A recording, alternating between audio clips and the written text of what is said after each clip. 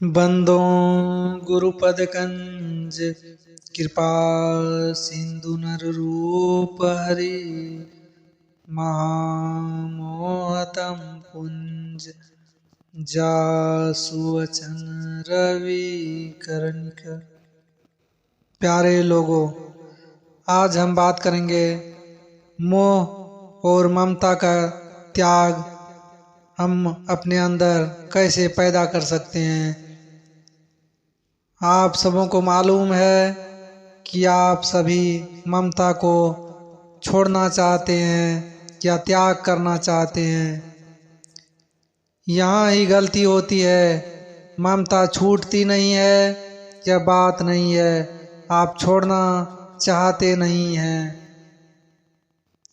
अब छोड़ने की चाहत आपके अंदर कैसे पैदा हो सके, आप अपने अंदर ममता और मोह को कैसे छोड़ सकते हैं, यह खास प्रश्न आप सभी के अंदर उठती है। इसमें आप ध्यान देकर सुने और खूब ठंडे हृदय से विचार करें कि जिसके साथ आपकी ममता है, सबसे अधिक शारीरिक संबंध है, शरीर के साथ सबसे अधिक संबंध है आपकी। इसके बाद कुटुंब आदि के साथ आपका बहुत अधिक संबंध है। धन संपत्ति आदि के साथ आपका बहुत मोह और ममता है। ये ममता वाली चीज़ें सदा साथ रहेगी। क्या आपके साथ जैसे आप पहले किसी शरीर में थे तो उस समय वे शरीर कुटुंब आदि अपने दिखते थे, पर आज उनकी याद भी नहीं है। तो आज जिनमें आप ममता और जिनसे आप मोह कर रहे हैं, ये चीज़ें मरने के बाद याद तक नहीं रहेगी, क्योंकि ये वस्तुएं तो छूटेगी ही, वस्तुएं तो छूटेगी ही, परंतु उनमें आपका जो राग है, मोह है, ममता है, यह मरने के बाद भी आपके साथ रहेगा। इसलिए यह मोह ममता सिवाय जन्म मरण दुख सुख देने के कुछ लाभ देने वाला नहीं है। पदार्थ छूटेंगे, मोह छूटेगी, ममता वाली वस्तुएं छूट जाएगी, परंतु ममता भीतर बनी रहेगी।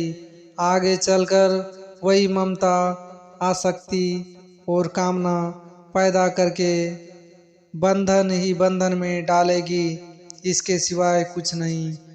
जब छूटने वाली वस्तुओं से ही ममता छोड़नी है तो इसमें जोर क्या आवे।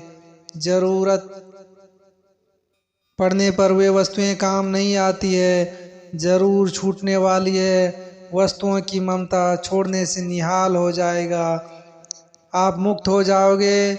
ममता रहने और रहते हुए मौत आवेगी तो भी वस्तुओं से संबंध विच्छेद होगा, और त्याग करने से ही वस्तुओं से संबंध विच्छेद होगा। परंतु मौत से और मौत में पराधीनता है और त्याग में स्वाधीनता है। मौत में अशांति है और त्याग में शांति है।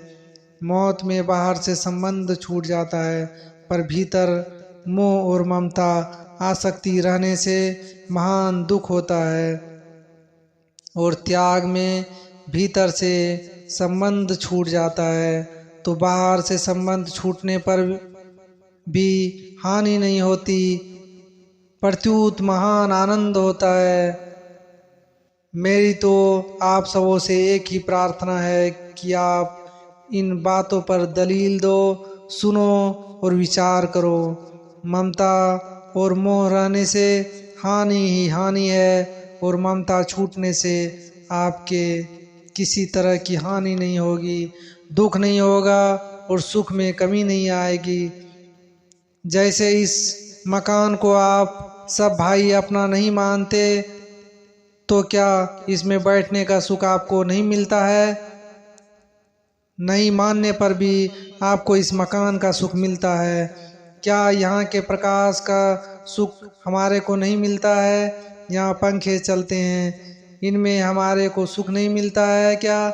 यहाँ माइक पर बोलते हैं, सुनते हैं, तो इससे हमारे को सुख नहीं मिलता है क्या?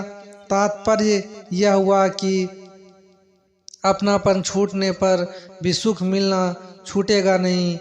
आपकी ये चीज़ें नहीं है और सुख ले रहे हैं, तो सुख लेने पर भी हम निर्लेप रहेंगे, अर्थात यहाँ से चल देंगे।